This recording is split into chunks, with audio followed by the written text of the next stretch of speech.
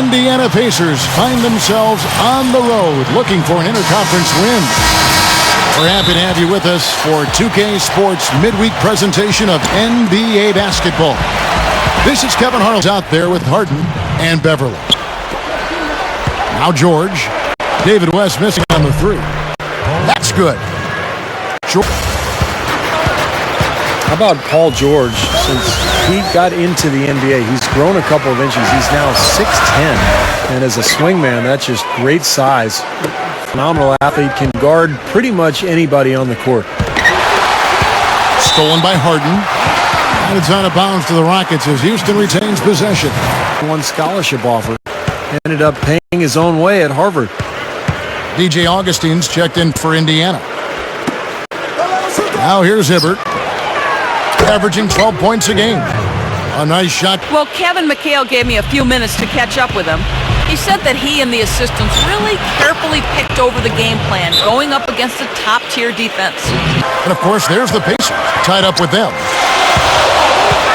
You know, the Pacers had that 4 or 5 year stretch where things went south after that brawl in the Palace.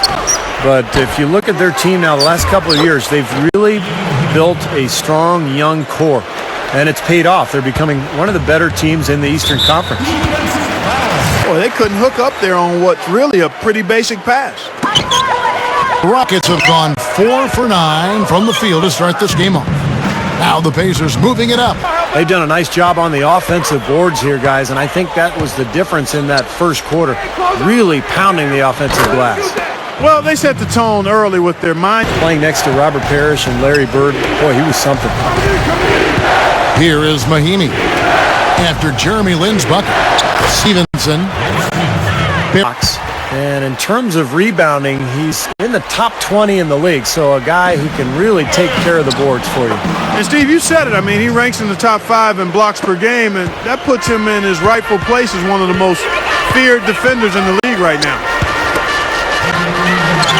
You know, the Pacers as a franchise had a slow start when they joined the NBA in the mid-'70s, but from the 90s and over the hump, a little bit lighted it up here in the second.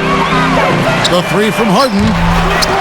The Rockets with another miss. And they're struggling a little bit on the glass. They've got to pick up their physical play in the paint. Yeah, it's about being tougher and more goal percentage up in the 60s now. Now they've dialed it in here in the second quarter. They are on fire. Harden can't hit. Well, I think he kind of alligator armed that one, short stroked it. After doing a nice job to get open, he didn't finish miles away from where he plays now. He has a built-in following. Yeah. And here is Hill. James Harden getting it to go from deep. West with the ball. Robinson picks him up. Offensive rebound. Here's Augustine. Shot denied. But they get it back. Here's Hill. Persistence pays off as they finally hit it. Got his 6th assist on the night. And all 10 of their last points have come inside the paint, so defensively you've got to make an adjustment. Yeah, and you got to do a little more to stop it, too. I mean, it's coming way too easy for him. At some points, you just got to buck up and say it's not going to happen. George. Shot's good. Pacers leading by 20. You talk about that tough style. Oh, what a throwdown there. Man. These are picking them apart. I mean, 4 out of the last 5 shots against them, all uncontested, and all are threes. Yeah, the defense just looks uninterested right now. I mean, they're not making the effort. Them guys. Hey, right here. Here's Hill. Good. Well, that makes 5 of their last 6 makes coming from inside. Yeah, really focused on getting the ball into the paint because they're taking advantage. Very porous defense down there. Nice shot by Brooks. That's 9 straight points coming off 3 3-pointers. The defense just getting shelled. Steve, the threes are killing them. I think they've got to find a way to chase them off the 3-point line. Hill, Brooks covering. Here's Mahinmi. And he throws it. And a look at the 5 for the Pacers to start the 4th quarter. They've got Paul George. Mahinmi is out there with Jeff Pendergraph. Then there's DJ Augustine. And it's Hill in at the 1.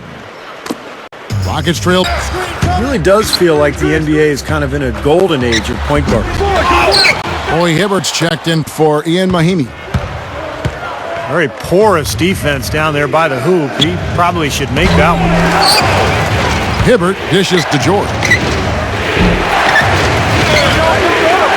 Pass to Hill. Knocked loose. Goes up again. Here's Hibbert. Rises up and throws it down. Major glass eating that time, fellas. That's just the kind of aggressive basketball he's known for. Yeah, it seems like we see that play from him almost every night. An offensive board that ends with a slam. Anderson's shot is off. And all these great point guards, Steve, have you ever seen this talented a group in your time following the game? I don't think so. Yeah, but the athleticism that these guys have, the incredible creativity and the open floor. I think the game is suited to them these days. It's more wide open. There's more shooting than ever before. So there's more space for them to work with, and it's awfully fun to watch. And that's exactly what you call a high percentage hoop there. Sure is. The one-handed throwdown. Gotta love it. Will it go? Great tee that time from Hibbert. And they forced the miss with that good defensive rotation. Long, lean, a nice two-way player at 6'2", a combo guard, more scorer than playmaker. But what I really like about him is he can defend either guard spot, and on occasion can defend small. Oh, look out! Oh, wow! They're really playing well at both ends, offensively and defensively, guys.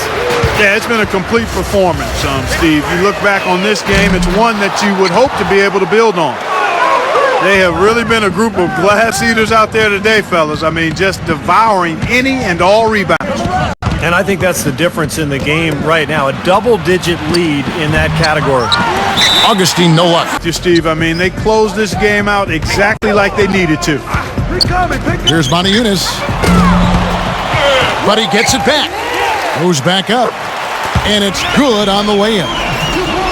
Montiunas has got 5 points now this quarter. Nice putback. That's why you want guys working hard on the boards at both ends of the floor. Well, they're not going to get back into this game when they commit frustration fouls like that one.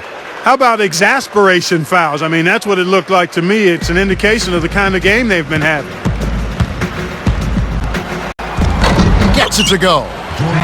Season, a new method for composing the players for the Rising Stars Challenge. Instead of rookies versus sophomores, you have teams selected from each group, and I really like that, and they're going to stick with it again this season. Oh, my. Hammer time! Wow. Hammer time! Himself athletically, it didn't come easily for him. When he arrived in college, he couldn't do 10 push-ups, Kevin.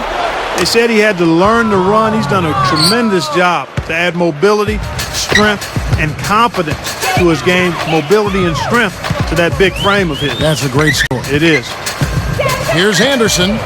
Fires for three. Houston's gotten some tough luck from three-point range. In the fourth quarter, they've hit just 1 of 6 from deep.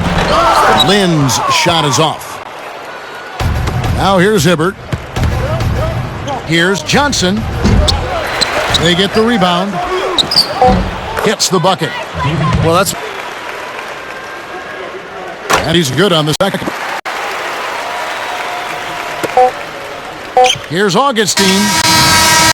And the miss. So no problem for Indiana as they get the win. 79.